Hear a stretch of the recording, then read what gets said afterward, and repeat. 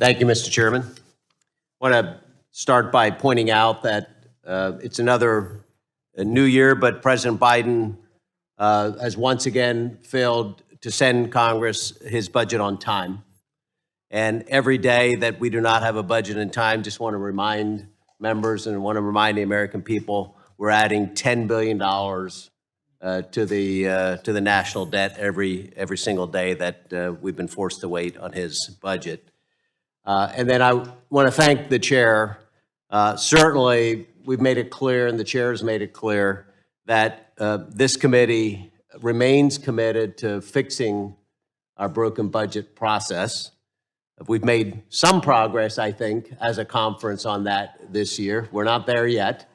We've at least attempted to move bills through the appropriations process as called for in our budget process.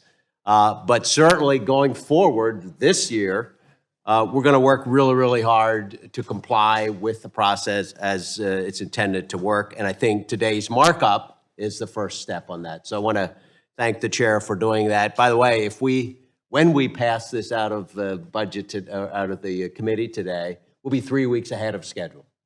And so again, the first step in moving bills through the process. This will give appropriators, once this is done, the numbers that they begin to need to work on an appropriations process. And, you know, maybe this year, finally, we could do, if we continued moving down this path in the way that we are, we could do a 12-month budget before the beginning of the fiscal year. You know, not a novel idea, but it hasn't happened here in how many years, Mr. Chairman? Probably 30 years.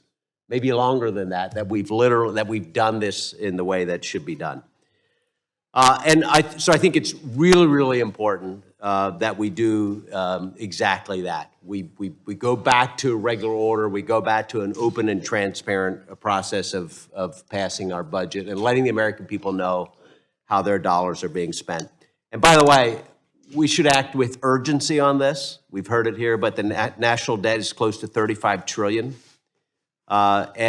We also missed the projected deficit this year by $1 trillion. Think about that. If you know, in the private sector, a huge miss like that, you'd call it a scam. In fact, no shareholder would invest in a company that has been off so far, so much in their projections. So we owe it to the American people to explain what is happening to their money, why for every dollar that we take in, we're spending $2 of taxpayer money, $2 of debt. And long term, the Fiscal Commission was mentioned. There are many examples throughout history of countries that have failed because of their fiscal policies. And so I just want to mention as well as, again, I think it's time for a national conversation about our long-term fiscal trajectory.